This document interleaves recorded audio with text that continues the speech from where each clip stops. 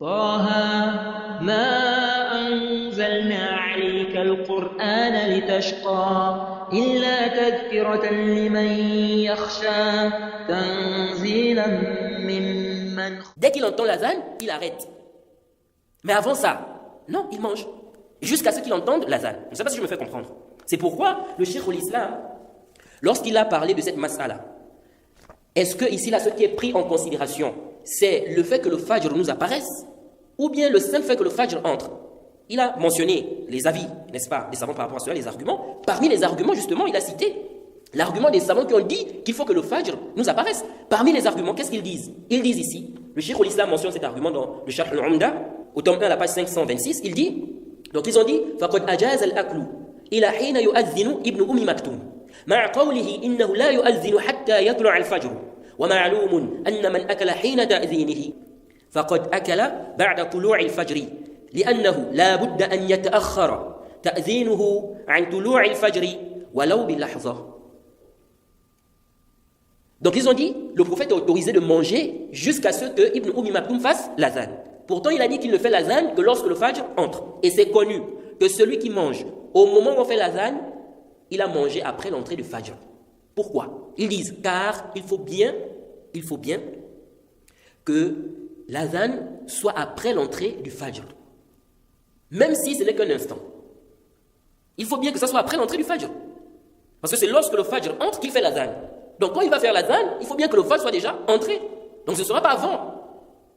C'est pourquoi ils ont dit ici, même si ce n'est qu'un instant. Donc celui qui est en train de manger, lorsqu'il entend l'azan, c'est évident qu'il a mangé après l'entrée de quoi? Du fajr. Je ne sais pas si vous suivez là. Et Ibn Hazm dit quoi? Ibn Hazm dit dans le Muhalla, au tome 4, page 368, il dit فَنَصَّ عَلَيْهِ السَّلَامُ عَلَى أَنَّ ابن مكتوم لا يؤذن حتى يطلع الفجر وأباح الأكل إلى أذانه فقد صح أن الأكل مباح بعد طلوع الفجر ما لم يتبين لمريد الصوم طلوعه. Il dit, le prophète a dit, n'est-ce pas, que Ibn Maktoum ne fait l'azan que lorsque l'aube entre. Bien évidemment, il y a une divergence entre les gens de science, est-ce que c'est lui qui a dit ou c'est le rapporteur? Bref, ou le compagnon. Il dit ici, il a permis donc de manger jusqu'à ce qu'il fasse l'azan. Mais c'est connu, il faisait l'azan lorsque l'aube entrait. Donc il dit, le prophète a permis de manger jusqu'à ce qu'il fasse l'azan. Il dit, c'est donc authentique, c'est donc prouvé qu'il est permis de manger après l'entrée de l'aube. Tant que l'aube n'est pas du tout, elle n'est pas du tout apparue à celui qui veut jeûner. Est-ce que vous suivez ça? Donc c'est plus que clair.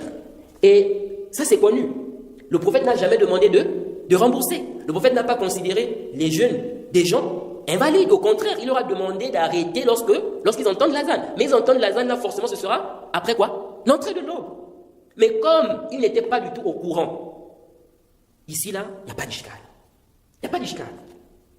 Je sais que peut-être certains, c'est la première fois qu'ils entendent ce qu'on est en train de dire là. Mais ce qui est confirmé par l'épreuve. Donc dès que tu entends l'azan, si le muazzin fait l'azan à l'heure, dès que tu entends, tu arrêtes. Des savants même disent, si tu as quelque chose à la bouche, tu dois enlever ça. Mais avant ça, tu peux manger et boire. Avant, n'est-ce pas, d'entendre l'azan. Si le muazzin fait l'azan à l'heure, je dis bien. Donc c'est plus que clair.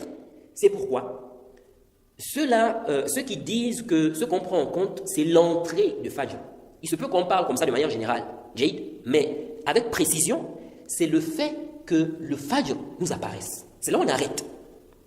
C'est là où on arrête. Et les preuves sont plus que claires.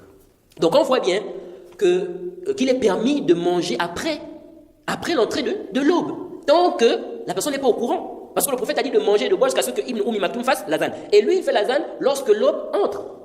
C'est-à-dire forcément après l'entrée. Et non avant. Donc il faut bien que ça entre pour qu'on lui dise que l'aube est entrée. Et puis il va faire quoi? L'azan. Donc il va faire l'azan après l'entrée. Même si c'est un instant après l'entrée. Et donc celui qui va écouter l'azan, lorsque Ibn Maktoum faisait l'azan, celui qui écoutait, c'est évident qu'il écoutait l'azan après l'entrée de quoi? De l'aube. Or, son jeûne est valide. Donc, ça montre qu'il est permis de manger et de boire, n'est-ce pas? Tant que le fajr ne nous est pas du tout apparu, tant qu'on n'a pas connaissance que c'est le fajr, c'est l'aube. Et donc, ça veut dire que dans le verset, quand on dit de manger, boire, etc., quand on dit de manger et de boire jusqu'à ce que se distingue pour vous, il ne s'agit pas de l'entrée de l'aube, mais le fait que le fajr nous apparaisse, le fait que se distingue pour nous n'est-ce pas, le fajr de la nuit. Le fil blanc, n'est-ce pas, du fil noir de la nuit. C'est plus que clair. Et celui qui doute, il a le droit de manger et de boire. Celui qui doute, donc, c'est-à-dire on sait même que la personne peut manger après l'entrée de l'aube, tant qu'elle n'est pas du tout au courant que l'aube est entrée. Et on a vu les preuves. Alors que dire de celui qui doute? Il a le droit de manger et de boire. Il a le droit de manger et de boire jusqu'à ce qu'il soit sûr que l'aube est entrée. Le Cheikh al-Islam dit dans le Majmu' al-Fatawa, au tome 25, page 260, il dit « Washaku fi tulu'i al-fajri yajuzu lahu al-aklu wash-shurbu wal-jima'u bil-ittifaq » Il dit, celui qui doute de l'entrée du fajr, il a le droit de manger, de boire, d'avoir des rapports par consensus. Mais en réalité, il n'y a pas de consensus. En réalité, il n'y a pas de consensus.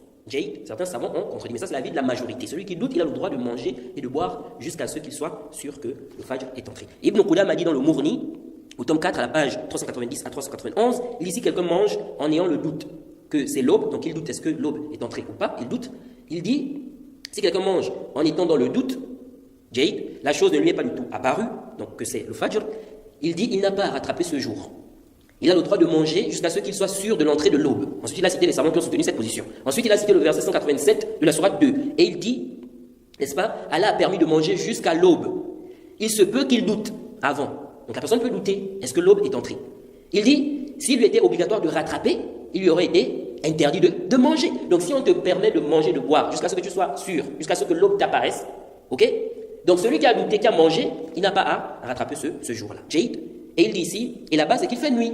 Là-bas, c'est qu'il fait nuit. Donc je suis en train de douter, est-ce que Fajr est entré, oui ou non? Là-bas, c'est quoi? C'est qu'il fait nuit.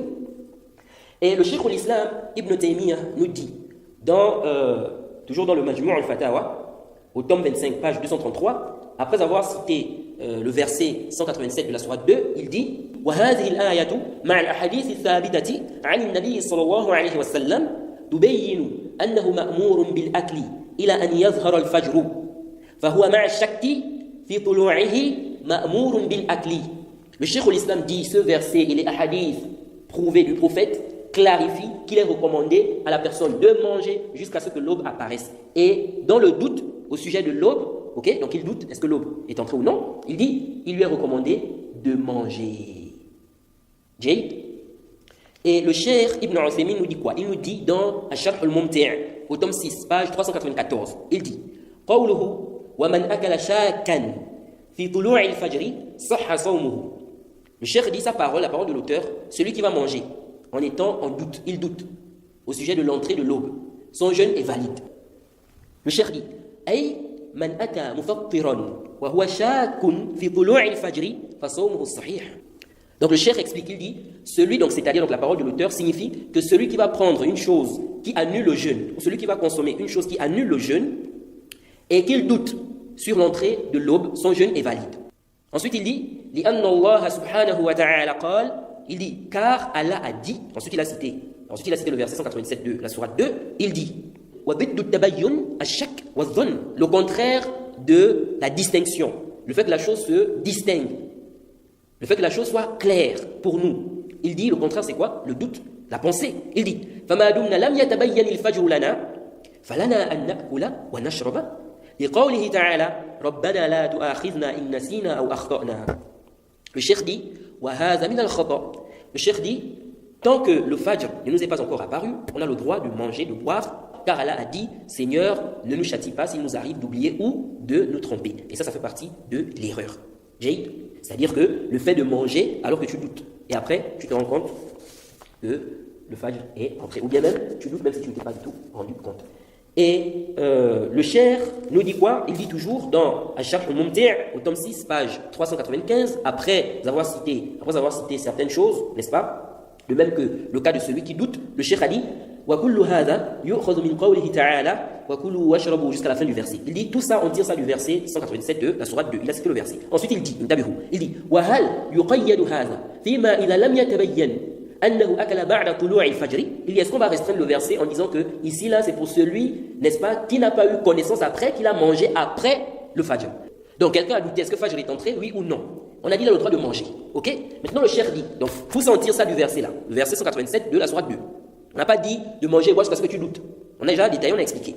Maintenant le Cheikh dit, est-ce qu'on va restreindre le verset? Est-ce qu'on va dire ici que, ici là, attention, quand tu doutes, tu as le droit de manger et boire, c'est tant que tu n'as pas eu connaissance après que tu avais mangé, Après l'entrée de l'aube. Ça veut dire quoi? Ça veut dire que tu doutes, tu manges, tu bois, ok? Maintenant, le fajr est arrivé. Tu as des preuves claires que le fajr est arrivé. Ton jeûne est valide. Maintenant, il y a un cas où tu doutes, tu manges, tu bois. Mais après, tu te rends compte que tu as mangé, tu as bu, le fajr était déjà entré. Donc, tu as eu des preuves que lorsque tu étais en train de douter, là, en fait, le fajr était déjà entré. Je ne sais pas si vous faites la différence. Donc, est-ce qu'on va dire que le verset concerne celui qui n'a pas eu des preuves après que le fajr était entré au moment où il doutait là? Jade? Ou on va dire que le verset est général. Le cheikh dit Ar-rajihu أنه لا يقيد حتى لو تبين له بعد ذلك أن الفجر قد طلع فصومه الصحيح بناء على العذر بالجهل في الحال. Le cheikh dit Ar-rajihu, ce qui est sahih, ce qui est juste, c'est qu'on ne restreint pas le verset là. Même si après il a connaissance que, pendant qu'il doutait là, ou après il a connaissance qu'il a mangé, c'était déjà le fajr, le cheikh dit son jeûne est valide. Ceci sur base de quoi? Il dit sur base de l'excuse pour cause d'ignorance. Il dit أما على المذهب, donc selon le mazhab, donc des Hanabila, فإذا تبين أن أكله كان بعد طلوع الفجر فعليه القضاء. Donc s'il se rend compte dans le mazhab, s'il se rend compte que il a mangé donc après l'entrée de l'aube, ok, donc pendant qu'il était en train de douter là, il est sûr maintenant que quand il mangeait là en fait c'était déjà le fajr, l'aube était déjà entrée. Ici ils disent que tu dois rembourser. Ceci pourquoi? Parce que la personne n'est pas du tout excusée pour son ignorance. بناء على أنه لا يعذر بالجهل. Le cheikh dit والصواب. Le cheikh dit والصواب أنه لا قضاء عليه ولو تبين له أنه بعد الصبح. Le cheikh dit ce qui est juste, c'est qu'il n'a pas remboursé à rattraper ce jour. Même si après il se rend compte qu'il a mangé, au moment où c'était quoi? C'est le fajr. Le cheikh dit لأنه كان جاهلا, car il était ignorant, il ne savait pas. ولأن الله أذن له أن يأكل حتى يتبين. Il dit car Allah, donc car il était ignorant, et parce que Allah lui a permis de manger jusqu'à ce que se distingue pour lui le fil blanc, n'est-ce pas, de l'aube du fil noir de la nuit. Donc jusqu'à ce que le fajr apparaisse clairement.